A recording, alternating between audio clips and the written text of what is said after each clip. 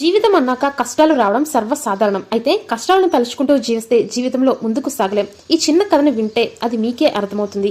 రాజు అనేటువంటి ఒక యువకుడు జీవితంలో అన్నీ కోల్పోయాడు. చేసేటువంటి వ్యాపారంలో నష్టాలు వచ్చాయి. సంపద అంతా కూడా ఆవిరైపోయింది. నమ్మిన వారంతా కూడా మోసం చేశారు. చివరికి అంతా దూరమైపోయి ఒక్కడే మిగిలిపోయాడు. ఇక ఎక్కడ చూసినా ఏం కనిపించలేదు. చావు ఒక్కటే తన సమస్యకు పరిష్కారమని భావిస్తాడు. ఊరి చివర్లో చెరువు వద్దకు వెళ్లి దూకి చనిపోదామా అనుకుంటాడు. వెళ్లి ఆ చెరువు గట్టు మీద కూర్చుని తన జీవితంలో జరిగినటువంటి క్షణాలన్నింటినీ కూడా తలుచుకుంటూ బాధపడుతూ ఉంటాడు. ఇంతలో అటుగా వెళుతున్నటువంటి ఓ సాధువు ఏమైంది అని ప్రశ్నిస్తాడు. దీంతో వెంటనే స్పందించినటువంటి రాజు తన కష్టాలను చెప్పుకోసాగాడు. అయితే సాధువు ఒక పని చెప్తాను, చేస్తావా అని అడుగుతాడు. చిన్న గిన్నెలో నీరు నింపుకుని చెరువు వరకు వెళ్లి రమ్మని చెప్తాడు. అయితే ఓ షరతు పెడతాడు.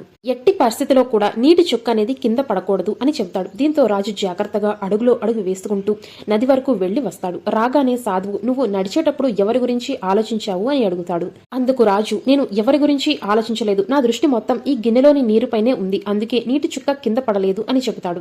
సాధువు ఇలా చెబుతాడు, జీవితం అంటే ఇదే. నువ్వు నీ లక్ష్యం మీద దృష్టి పెడితే నిన్ను ఎవరు విమర్శించినా, ఎంత విఫలమైనా, ఎన్ని కష్టాలు వచ్చినా అవేవి కూడా నీకు కనిపించవు. నీ దారి నువ్వే నిర్ణయించుకోవాలి. జీవితంలో ఎంత కోల్పోయినా, ఎన్ని కష్టాలు వచ్చినా చివరి అవకాశం ఎప్పటికీ ఉంటుంది. దానిని సద్వినియోగం చేసుకుంటే జీవితం మళ్లీ ముందుకు వెళుతుంది అని చెబుతాడు. అది విన్న రాజు చావు సమస్య పరిష్కారం కాదని చెప్పి మరో కొత్త లక్ష్యాన్ని ఏర్పాటు చేసుకుని ముందుకు సాగుతాడు. మనలో చాలా వరకు ఏదో ఒక సమయంలో కష్టాలు వచ్చినప్పుడు ప్రతి ఒక్కరూ కూడా ఇలానే ఆలోచిస్తూ ఉంటారు. వారికి నష్టాలు రావడమో, నమ్మిన వారు మోసం చేయడమో, ఉద్యోగం రాకపోవడమో, ఇలా ఒక్కొక్కరికి ఒక్కొక్క కారణమైతే ఉంటుంది. కానీ మనల్ని ఎంతమంది ఎన్ని రకాలుగా విమర్శిస్తున్నా సరే మనం దానిని పట్టించుకోకుండా మన లక్ష్యం వైపే మనం గురిపెట్టి వెళుతూ ఉంటే ఖచ్చితంగా మనం దానిని సాధిస్తాము.